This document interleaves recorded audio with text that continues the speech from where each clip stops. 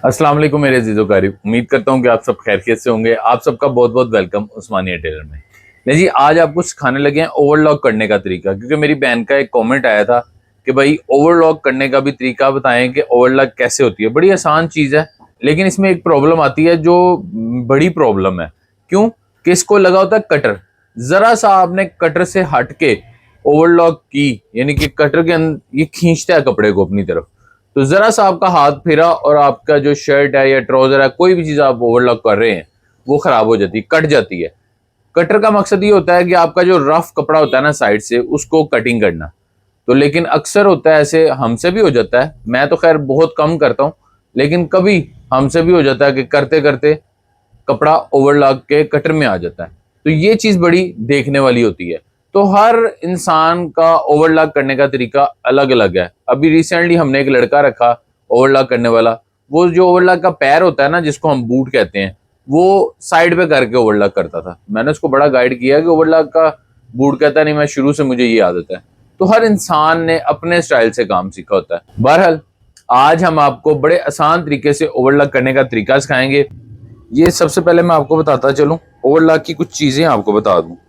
Overlock की machine हमेशा उल्टी चलती है, यानी कि ये जो इसका होता है ना व्हील, इसका मैं थोड़ा सा आपको दिखाता हूँ। ये देखें, ये इसका व्हील है। हम सिलाई की मशीन का व्हील इस तरफ घुमाते हैं, ये यानी कि इस तरफ, और इसका व्हील इस तरफ घूमता है। ये देखें, जब ये इस तरफ घूमेगा तो फिर इसका जो ये है ना, ये देखें, ये देखें, सुई सीधी चलेगी, टांका उठाएगी। अगर हम व्हील सिलाई मशीन की तरह घुमाएंगे तो ये टांका नहीं उठाएगी। और इसके पीछे चेन होती है, चेन ये पाँव को उठाती है।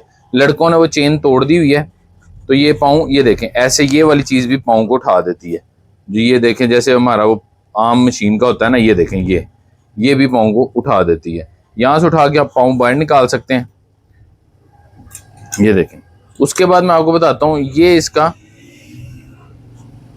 कटर होता है। ये देखें, ये इसका कटर है, ये वाला।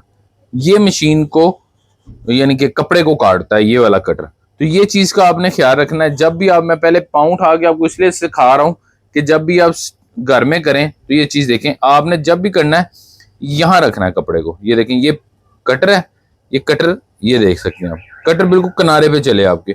अगर आपने कपड़ा काटना है तो फिर आप कटर को चाहे यहाँ रख लें, कोई इशू नहीं है। कपड़ा इतना इतना आपने वेस्ट करना है तो ये चीज आपने लाजमी देखनी है। उसके बाद ये आपने पाँव, कोशिश करें ये जो इसका बूट है ना, इसके बगैर आप ओवरलॉक ना करें। अब ये देखें, मैं आपको सिखाता हूँ। अब ये लड़कों ने उतारा हुआ है, इसलिए थोड़ा सा प्रॉब्लम होती है हमें। ये देखें, मैं इंशाल्लाह ये सही करवाऊंगा। ये देखें, मैं हल्का हल्का काट रहा हूँ, दबाव देख रहे हैं, पीछे से ये ओवरलॉक हो रही है। ये देखें, ये हमारी ओवरलॉक होती जा रही है। ये देखें, ये हमारी ओवरलॉक हो गई। सबसे पहले आपने ये बाजू को करना है ओवरलॉक, फिर उसके बाद आपने ये साइड पकड़नी है, ये साइड को करना है। ये देखें, ये देखें, ये साइड करनी है आपने, ये साइड हो गई आपकी।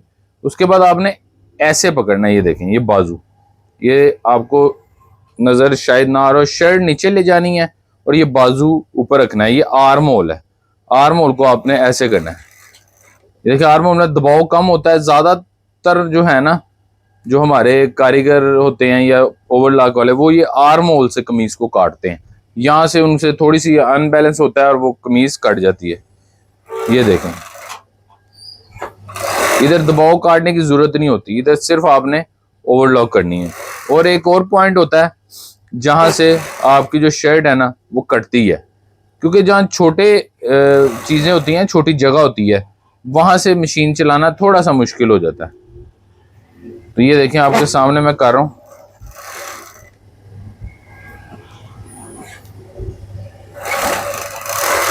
ये देख, ये हो गई। उसके बाद एक पॉइंट होता है ये वाला, ये ऊपर वाला। ये देखें, ये जो कंधे की सिलाई है ना, ये भी जगह कम होती है और यहाँ भी कटने का डर होता है। ये देखें, यहाँ से आप इसको बाहर निकाल दें, ठीक है। दूसरी साइड भी आपने ऐसे करनी है। तो ये आपके सामने मैंने बड़े आसान तरीके से आपको ओवरलॉक का तरीका सिखा दिया है। अब दूसरी साइड आप ऐसे ही, जैसे मैंने आपको एक साइड सिखाई है, आपने वैसे ही करनी है। तो उम्मीद करता हूँ जिस बहन का कमेंट्स था, एक तो उस बहन को भी समझ आ गई होगी और मजीद देखने वाले जो हैं उनको भी पता चल गया होगा। तो इंशाल्लाह जिंदगी रही तो कल फिर एक इन्फॉर्मेटिव वीडियो लेके आपका भैया आपकी खिदमत में हाजिर होगा। अपने भाई को इजाजत दें। अल्लाह हाफिज।